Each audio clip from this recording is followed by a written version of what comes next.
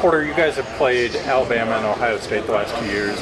How far close to their talent level do you think your team has going into this year?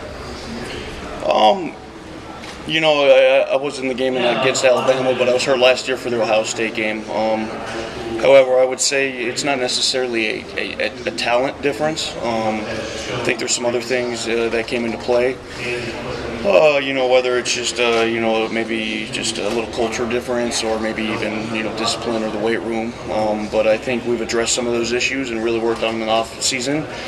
And, this year, hopefully that's not a weakness in our game. What have you done? Sorry. Oh, yeah. What have you done to address the culture? Last year I think it was pretty obvious in the Ohio State game that we, maybe weren't as big and strong and physical up front, specifically in the offensive end. We did have some injuries. We had a lot of young guys out there, which was part of the problem. But that being addressed, it fired us up and it really gave us that motivation to get bigger and stronger and get more food available for us and all those little things that you need, for a team. And I think we've done a really good job at doing that, or striving for that in the off season. Well, you got the Utes from the home state. USC kind of picked to go after this thing. Just suggest that a little bit. Is it odd, or you like it that way? Oh yeah, I think it's only positive.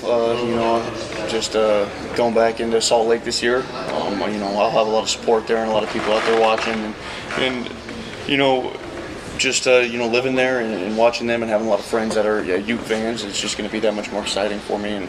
And our team's always fired up to play the Utes. It's always a good game. Thank you. Porter, linebacker university is what SC is at this time. Long line of great linebackers. Where do you fit in along that line? Who do you kind of pattern your game for that?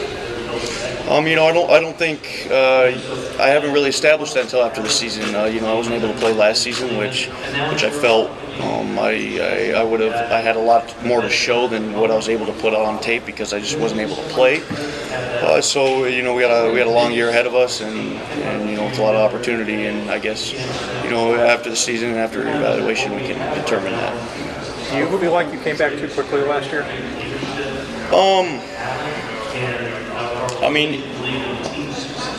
There's two times. Which one are you talking about? I was thinking the Texas game, but okay, the Texas game. That's kind of what happened with it, I guess. But at the time, making the decision, the doctors gave me the okay, and it looked like it was going to be all right. So things happen, and you got to adjust to it and just go overcome adversity. And it was unfortunate, but I got another opportunity this year, so I'm excited about that. Run stuffer, pass rusher? Both. Whatever my weaknesses and strengths were portrayed in the past, that's I hope to make this year come out and show everybody that both strengths. When you got to SC, you were part of a big linebacker class. SC brings in 6 this year. Do you have any advice to the freshmen on how to, get on the field? Yeah, absolutely. There's a lot of advice to be given to them, and I've spent a lot of time with those younger guys. Specifically the outside linebackers. Whether it's watching extra film or spending extra time on the field and getting field work in or weight room work. There's a lot of advice that goes into it that I wish I would have had as a freshman. Maybe I didn't get that I was able to give to them. So I think that'll help them in the future, and we do have a lot of talent there, so they certainly have the opportunity to make an impact on this team this year. What kind of advice are you giving those guys? When I came in as a freshman, I think the biggest struggle for me and probably most of the freshmen is just time management. Really just being able to prioritize everything in your life. In putting being able to fit in at your academics and being able to fit in your extra workouts and your film study and everything else and get to sleep on time and things of that nature. And also when too much is too much and overdoing it is overdoing it, and how to really organize that and sort that out and split it up, and that's kind of what I've been helping with them in the off season, because that's so important with development throughout the off season and being able to be prepared for the season and for camp, and that's something that I've helped them with. USC won the Pac-12 last year, but lost to Notre Dame and lost the bowl game. Do you consider it a successful season, all things considered, or? Yeah, at the end of the day, we did win a Pac-12 championship, so that's always a positive. However, the ultimate goal for us is to win national championship. Now, so we got a ways to go for that, and you know, like I've said, you know, many times, we've done a lot of good things in the last 2 years. We won the Rose Bowl, we won a Pac-12 championship, but we still come up short on our ultimate goal. So, you know, ultimately we failed to reach that. So while there was a lot of success throughout the season, you know, ultimately we didn't get done what we needed to get done, or what our goal was. You know. How long do you feel like it took you to get into that regimen of time management during the off-season and everything like that? Oh, it took a while, and you know, it's something that you can always get better at, and you're always working on, you know, constantly. But I'd say, you know, probably going into sophomore year is when I kind of started to figure it out, you know, throughout the season. And just really being able to prioritize and know what I want, know how to get there, and you know, how to spend my time. So it's only improved from there, and you know, we're looking to see, you know, the results from it, and just, you know, what I've got out of it. As a linebacker, Porter, can you talk about the adjustment required for these new targeting rules, hitting rules? Can you talk about the adjustment required? Yeah, really the adjustment comes down to, you know, for me, just practicing with the right technique. Anything after that, there's going to be plays that are out of your control and that you just can't control, and you can't worry about that. You can't take away the physical aspect and the violent aspect of your game. It's going to make you timid, and you're not going to play to your full potential. So, you know, the only thing you can do is practice the correct techniques, the safe techniques, and then when game day comes around, that should you know, it should show up on film, and you should do it without even thinking about it. In regards to practice and film study, who's one or two of the scariest players you have to compete against? I don't know about scariest, but you know, I think when you face a running quarterback that has the ability like Tate, that's always a threat. And it's just another player you have to be mindful of at all times. So he's certainly one that I'm going to have my eye on. And then, you know, another quarterback, in case we get the opportunity to play Tate Browning at Washington. You know, with his, you know, just his vision down the field and his ability to throw the ball and make plays down the field. That's another thing that, you know, for me specifically, it's a challenge that I got to get back to the quarterback. I got to be disruptive. I got to throw off his rhythm. And for me, that's another threat that you know, I feel responsible for if he's able to, you know, sit back there with a lot of time and throw it down the field and hurt us. Thanks, Porter. One final question. What's been the best story of paying it forward this year for you in 2018? Of doing what for? Paying it forward, doing something good for somebody else. Not necessarily you, but maybe a teammate, family member. What's been the best story that you've heard of?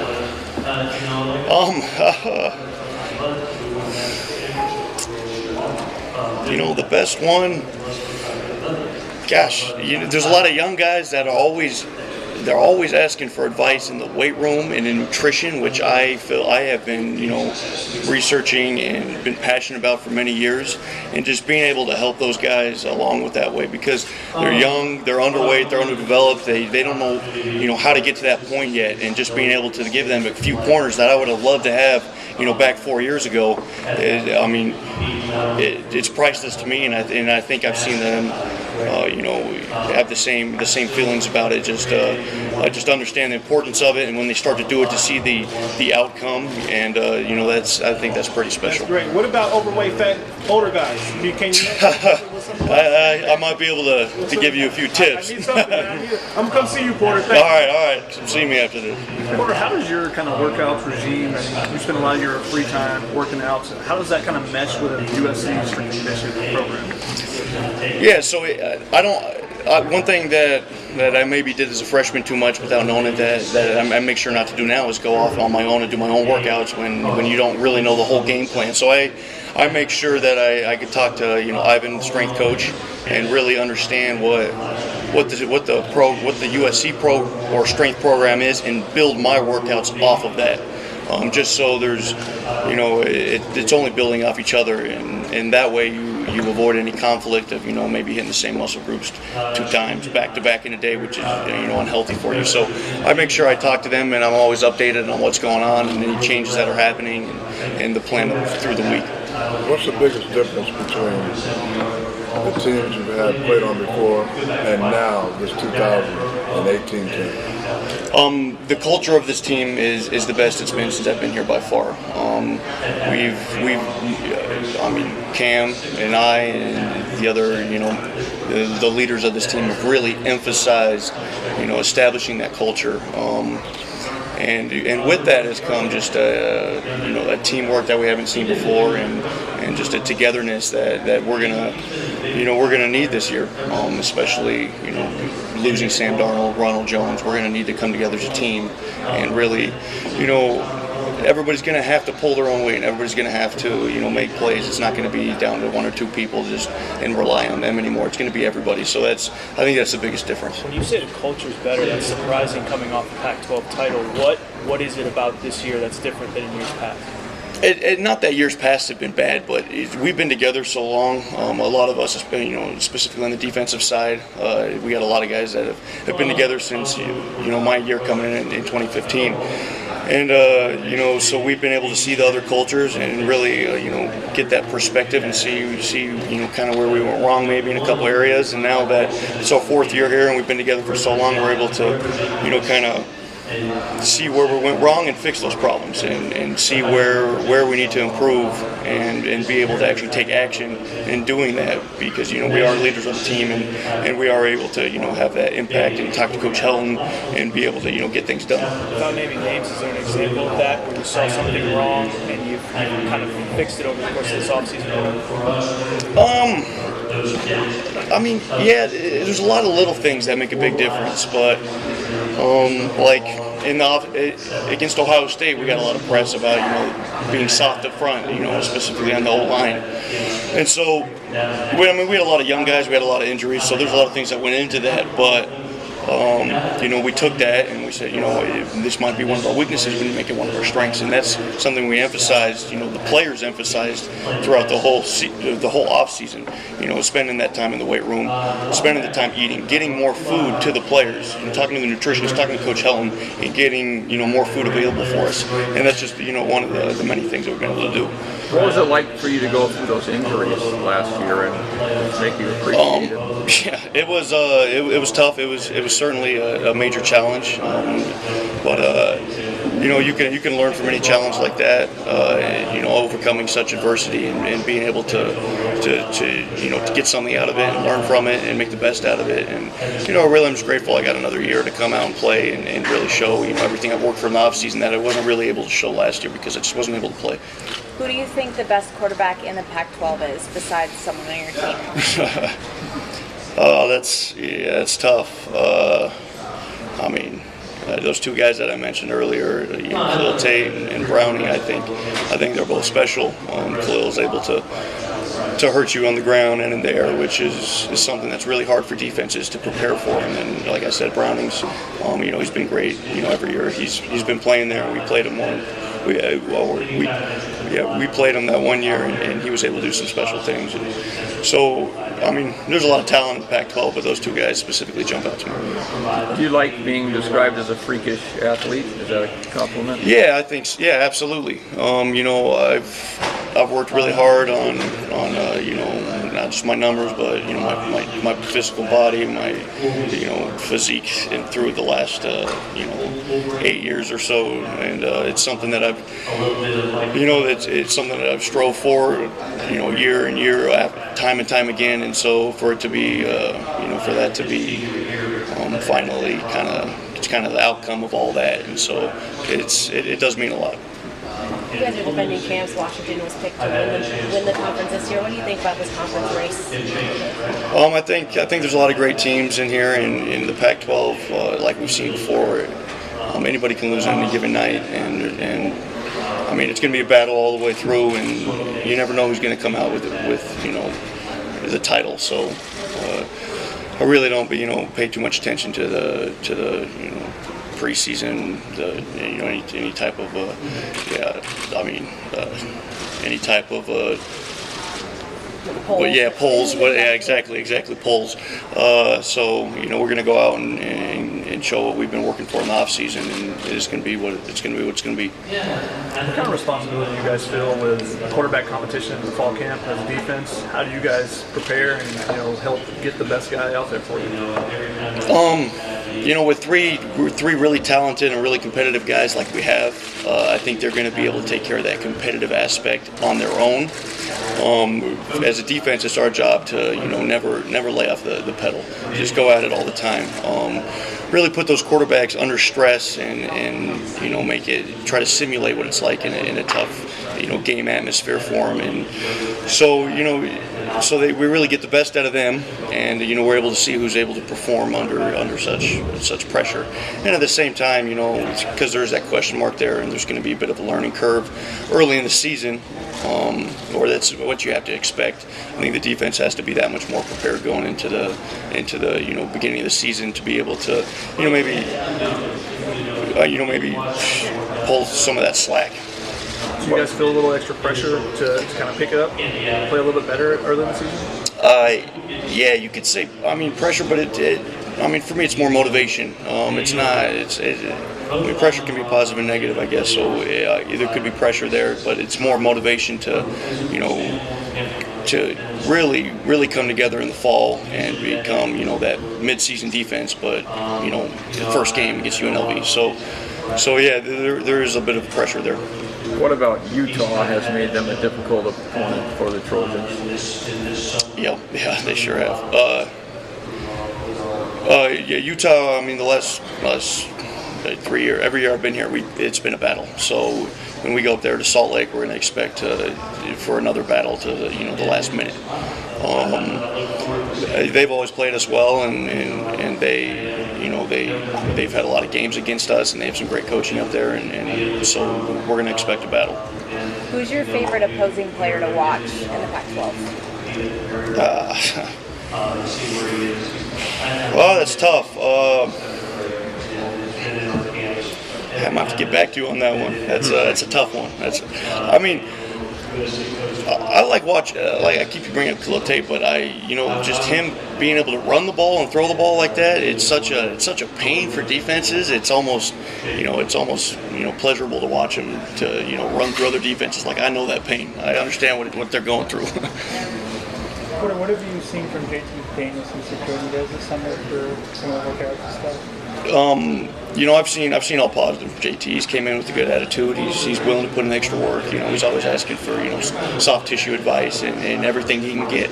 And at PRP, it's not full pads, and it's far from real football. But what he's done out there has been impressive. He's been able to come in and be confident and make good throws. And he seems to be really learning the offense quickly and really catching on to everything. So it's been all positive. What have you found impressive? What have you found most impressive? The way he's learned the plays has been, especially at such a young age, to me has been very, very impressive. Because that's something that was hard when I came as a freshman. Like, you're getting hit with all this information. It's very difficult, and then a quarterback, it's probably even that much more. And so for him to learn all that is very impressive. Who do you think will win the Pac-12 North?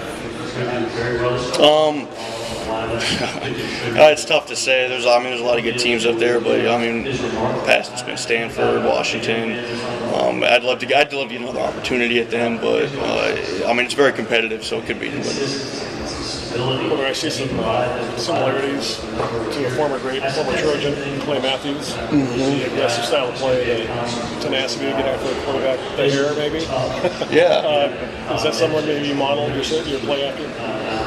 Yeah. Watching Clay Matthews, he's a great player. So anytime you can watch him and try to pick up on some of the things he does on the field it can help your game. So anytime you're compared to Clay Matthews, it's obviously it's a positive. So, but Clay Matthews, man, that man's done a lot. So yeah. Porter, just following up on JT. You said he provides soft tissue questions. Yeah. Are you counseling him on what to eat and how to lift and all that? Yeah. He showed to me that he's got a really good work ethic, and he's willing to put in all the extra time to get better, especially with his body. And he early on he would come in and see that I'm doing my recovery stuff, my soft tissue after the workout, and so he's always just trying to get a couple tips, and that's, to me, that shows a lot. Porter Gustin had a huge year last year. What's the key for this defense in replacing him, and how can you pick up some of that slack? Chinna did a great job last year. I knew he was going to come out and do a great job. He had a heck of an off season, and he's an athletic player and great player. But like I was saying with the offense, every player's different, so maybe you can't necessarily replace a player completely, but what you're able to do is come together as a team and find new strengths and different strengths, and be able to work as a whole unit.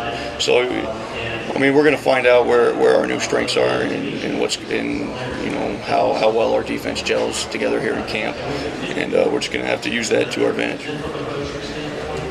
Being one of the veteran guys left on the extended defensive line, what kind of impact are you trying to have with those younger guys, maybe inside as well, and on that opposite side where Chinna was? The young guys, we got a lot of talent there, and the biggest problem with them is maybe inconsistency. Just being a young guy, that tends to happen. So for me, just being an example, being physical, all the time, never taking a play off, always hustling to the ball, the little things like that, along with, the film study. There's a lot to learn on the defensive line, and it takes time to learn. So as much as I can help there, then that's going to help our team ultimately. What's your leadership council been like? That's something you guys started this offseason? It's been great. Like we meet, quite often, maybe once a week, and just talk about the culture of the team, and where we see weaknesses, strengths, and what we can build on, and what we need to help fix, and what we can do better as leaders. So that's been a big difference maker in the culture as well. How many guys do you have on? It's not necessarily a set leadership council. It's open to everybody. Anybody can come and participate in that. But it varies when people show up. But there's a lot of leaders on this team, and so I can't put a number on it. Been injured last season. How much impact do you think you've had on this team, Phil, with everything you've done off the field to help other guys as well? Off the field, you're able to make just as big of an impact, because, you're out there every day with those guys. Maybe it's not recorded and it's not on TV, and you don't get all the hype, but you're out there with them. They see what you're doing, and people really take after that, especially when they're seeing results. When you see somebody working and achieve a goal or get an outcome that maybe one of the younger guys wants to achieve as well, then they're going to really look up to that and follow in those footsteps. How does it kind of make you feel when you see those guys following you and get those results? I love to see it. I love to see young guys, getting after it. And I know I've been in their shoes before, and I understand, where they're coming from, what they're trying to do. So honestly, I'm out there to help them, because it's a long road and they got to learn a lot about themselves. But when I see somebody, trying to really, kind of step in or go in the same footsteps, and really, I'm humbled, and I feel the need to even help them that much more, give them advice, and just really help them along the way. So those injuries that you dealt with last year, like the toe, for example, have you felt them nag at all this offseason, or do you feel 100%? I'm 100% now. Really, with the toe energy, or with the toe injury, it was just a matter of bone healing, and then once that got back, it really went right back to normal. So that was just a slow healing bone.